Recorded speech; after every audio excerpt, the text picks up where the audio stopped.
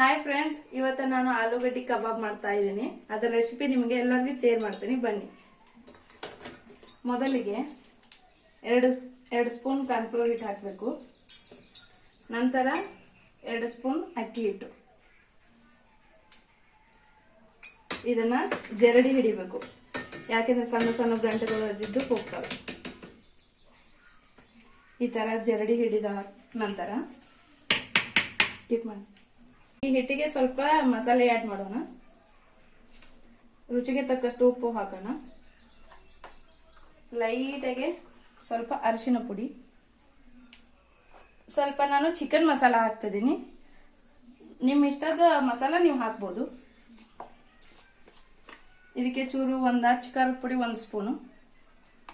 ಖಾರ ನೋಡ್ಕೊಂಡು ಹಾಕಿ, ನಂಗೆ ಖಾರ ಜಾಸ್ತಿ ಬೇಕಾಗ್ತದೆ. ಸ್ವಲ್ಪ ಲೈಟ್ ಆಗಿ ಮೊಸರನ್ನ ಹಾಕಿ ಫ್ರೆಂಡ್ಸ್, ಕಬಾಬ್ ತುಂಬಾ ಚೆನ್ನಾಗಿ ಬರುತ್ತೆ. ಅದನ್ನ ಈಗ ಚೆನ್ನಾಗಿ ಮಿಕ್ಸ್ ಮಾಡಿಕೊಳ್ಳಿ.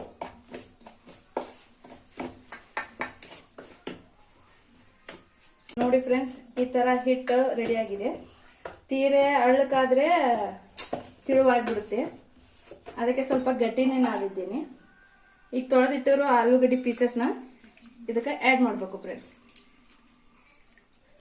ಇದ್ರೊಳಗೆ ನೀರು ಬಿಟ್ಕೊಂತೈತಲ್ಲ, ಸೊ ಹಾಗಾಗಿ ಇದು ತಿಳುವಾಗುತ್ತೆ.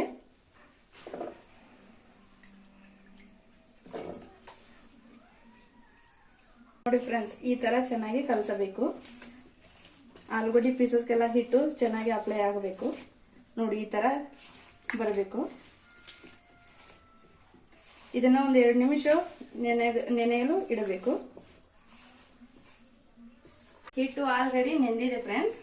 ನಾನು ಎಣ್ಣೆ ಕಾಯಲ್ಲೇ ಇಟ್ಟಿದ್ದೆ. ಎಣ್ಣೆ ತುಂಬಾ ಚೆನ್ನಾಗಿ ಕಾದಿದೆ. ನಾನು ಈಗ ಕಬಾಬ್ ಮಾಡಲು ರೆಡಿ ಆಗುತ್ತೇನೆ. ಹೀಗೆ ಒಂದೊಂದಾಗಿ ಬಿಡಬೇಕು ಫ್ರೆಂಡ್ಸ್.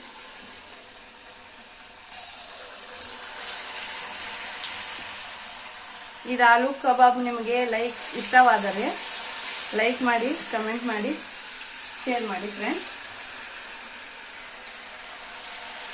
ನೋಡಿ ಫ್ರೆಂಡ್ಸ್, ಈ ತರ ಚೆನ್ನಾಗಿ ಕ್ರಿಸ್ಪಿಯಾಗಿ ಬಂದಿದೆ. ಚೆನ್ನಾಗಿ ಒಂದು ಸ್ವಲ್ಪ ಮಿಕ್ಸ್ ಮಾಡಿಕೊಳ್ಬೇಕಿದ್ರೆ ಎಣ್ಣೆಯಲ್ಲಿ ಕರಿಯಬೇಕು ಚೆನ್ನಾಗಿ. ತುಂಬಾ ಸೂಪರ್ ಆಗಿ ಬರುತ್ತೆ ಫ್ರೆಂಡ್ಸ್. ನೀವು ಒಂದ್ಸರಿ ಟ್ರೈ ಮಾಡಿ. ನೋಡಿ ಫ್ರೆಂಡ್ಸ್, ಎಷ್ಟು ಚೆನ್ನಾಗಿ ಬಂದಿದೆ. ಕ್ರಿಸ್ಪಿಯಾದ ಆಲೂ ಕಬಾಬ್ ಸವಿಯಲು ಸಿದ್ಧ. ನೋಡಿ ಫ್ರೆಂಡ್ಸ್, ಬಾಯ್ ಫ್ರೆಂಡ್ಸ್.